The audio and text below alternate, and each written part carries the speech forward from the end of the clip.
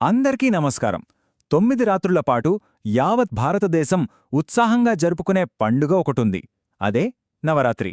ఇది కేవలం ఒక వేడుక మాత్రమే కాదు, దైవిక స్త్రీశక్తిని అంటే ఆదిపరాశక్తిని ఆరాధించే ఒక గొప్ప ఉత్సవం. మరి దీని వెనుక ఉన్న కథ ఏంటి, దాని ప్రాముఖ్యత ఏంటో పదండి ఈ విషయంలో కొంచెం లోతుగా వెళ్దాం. సరే, ఈరోజు మనం ఏమేం విషయాలు తెలుసుకోబోతున్నామంటే, అసలు నవరాత్రులంటే ఏంటి, దాని వెనుకున్న అద్భుతమైన పురాణ గాథ ఏంటి, అమ్మవారి 9 రూపాలు మనకేం చెబుతున్నాయి, దేశమంతా ఈ పండుగను ఎన్ని రకాలుగా జరుపుకుంటారు, ఇక చివరగా ఇది మన అంతర్గత ఆధ్యాత్మిక ప్రయాణానికి ఎలా ప్రతీకగా నిలుస్తుందో చూద్దాం. సరే, మరి మొదలు పెడదామా? ముందుగా అసలు ఈ నవరాత్రి అనే పదానికి అర్థమేంటి, దాని వెనక ఉన్న భావమేంటో తెలుసుకుందాం. నవరాత్రి ఇదొక సంస్కృత పదం. విడదీసి చూస్తే చాలా సింపుల్. నవ అంటే 9, రాత్రి అంటే రాత్రులు, అంతే. ఈ 9 రాత్రుల పండుగ మొత్తం కూడా ఆదిపరాశక్తికి అంటే విశ్వాన్ని నడిపించే ఆ దైవిక స్త్రీశక్తికి అంకితమనమాట. అసలు ఈ పండగ మనకిచ్చే సందేశమేంటంటే, అది చాలా పవర్ఫుల్.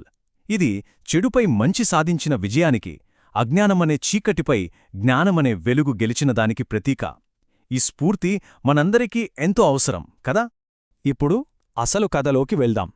ప్రతి పండుగ వెనుక ఓ కథ ఉంటుంది కదా, అలాగే నవరాత్రుల వెనుక కూడా ఓ అద్భుతమైన గాథ ఉంది. వినడానికి సిద్ధంగా ఉన్నారా?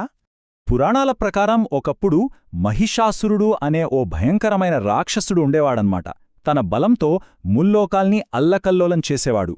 అతన్ని ఎవరూ ఎదిరించలేకపోయారు. అప్పుడు దేవతలందరి శక్తులు ఏకమై దుర్గాదేవిగా అవతరించాయి.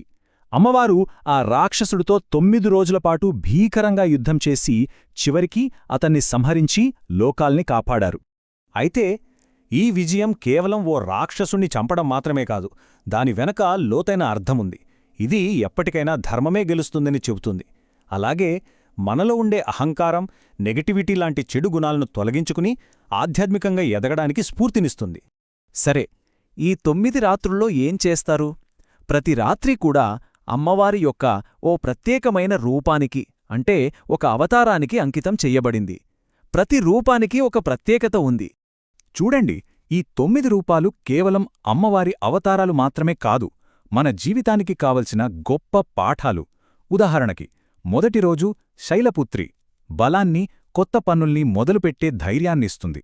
అలాగే 7వ రోజు కాళరాత్రి మనలో ఉన్న భయాలన్నిటినీ నాశనం చేస్తుంది. ఇక చివరిగా 9వ రోజు సిద్ధిదాత్రి జ్ఞానాన్ని, పరిపూర్ణతను ప్రసాదిస్తుంది. చూసారా, అదొక ప్రయాణంలాంటిది. పురాణాల సంగతి సరే, మరి ఈ రోజుల్లో ఈ పండుగను ఎలా జరుపుకుంటున్నారు? దేశంలో ఒక్కో ప్రాంతంలో ఒక్కోలా ఎంతో వైభవంగా చేస్తారు. అవేంటో ఇప్పుడు చూద్దాం. అసలు సంవత్సరంలో 4 నవరాత్రులు వస్తాయన్నమాట. కాని వాటిలో రెండింటినీ చాలా ఘనంగా జరుపుకుంటారు.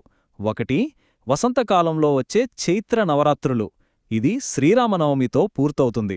ఇక రెండోది మనందరికీ బాగా తెలిసిన శరన్నవరాత్రులు, ఇదే దసరాతో ముగుస్తుంది. ఇక ప్రాంతాల వారీగా వేడుకలు చూస్తే ముందుగా గుజరాత్ వెళ్దాం. ఆహా, గుజరాత్లో నవరాత్రి వచ్చిందంటే చాలు, ఇక ఆ జోరే వేరు. రాత్రుళ్ళు వీధులన్నీ గర్బా, దాండ్యా డాన్సులతో మారుమోగిపోతాయి. ఆ రంగురంగుల బట్టలు, ఆ ఉత్సాహం, అదొక అద్భుతమైన దృశ్యం. సరే, ఇప్పుడు గుజరాత్ నుండి తూర్పువైపు పశ్చిమ బెంగాల్కు వెళ్దాం. పశ్చిమ బెంగాల్లో అయితే ఈ పండుగను దుర్గాపూజ అంటారు. హో, అక్కడ జరిగే వైభవం మాటల్లో చెప్పలేం. వీధులన్నీ లైట్లతో, కళాత్మకమైన పండల్స్తో నిండిపోతాయి. ఆ పెద్ద పెద్ద దుర్గామాత విగ్రహాలు, సామూహిక భోజనాలు, ఆ 5 రోజులు కోల్కతా నగరం మేల్కొనే ఉంటుంది. ఇక మన దక్షిణాదికి వస్తే ఇక్కడ ఈ పండుగను జరుపుకునే తీరు ఇంకా ప్రత్యేకం. మన దక్షిణ భారతదేశంలో, ముఖ్యంగా తమిళనాడు, ఆంధ్రప్రదేశ్, కర్ణాటకలో బొమ్మల కొలువు అనేది చాలా ప్రత్యేకం. ఇళ్లల్లో ఇలా మెట్లమీద రకరకాల బొమ్మల్ని పెట్టి పురాణ కథల్ని, మన జీవితాన్ని ఎంతో అందంగా చూపిస్తారు. ఇది మన సంస్కృతిలోని సృజనాత్మకతకు ఒక చక్కటి ఉదాహరణ. ఇప్పటివరకు పండుగ వేడుకల గురించి మాట్లాడుకుందాం. ఇప్పుడు అన్నిటికన్నా ముఖ్యమైన, లోతైన విషయానికి వద్దాం. అదే ఈ నవరాత్రుల వెనుక ఉన్న ఆధ్యాత్మిక సందేశం. ఈ 9 రాత్రులు కేవలం పూజలు కాదు, అదొక అంతర్గత ప్రయాణం. మొదటి 3 రోజులు దుర్గాదేవిని ఆరాధించి మనలో ఉన్న కోపం, అసూయ లాంటి చెడు గుణాల్ని తొలగించుకోవాలి. తర్వాత 3 రోజులు లక్ష్మీదేవి కృపతో మంచి గుణాల్ని, ఆధ్యాత్మిక సంపదని పెంపొందించుకోవాలి. ఇక చివరి 3 రోజులు సరస్వతీదేవిని వేడుకుంటూ జ్ఞానాన్ని సంపాదించాలి. అదొక పూర్తి పరివర్తన అన్నమాట. సో సింపుల్గా చెప్పాలంటే ఇది అజ్ఞానం నుండి మనల్ని మనం శుద్ధి చేసుకుని, బలాన్ని సంపాదించుకుని, చివరికి జ్ఞానాన్ని పొందే ఒక అద్భుతమైన ప్రయాణం. సరే, ఈ విశ్లేషణను ఒక చిన్న ఆలోచనతో ముగిద్దాం. మనం దీపాలు వెలిగించి బయట చీకటిని తరిమేస్తున్నాం, చాలా సంతోషం. మరి మన లోపల ఉన్న నెగటివిటీ అనే చీకటిని జ్ఞానమనే వెలుగుగా ఎలా మార్చుకోవచ్చు? ఒక్కసారి దీని గురించి ఆలోచిద్దాం.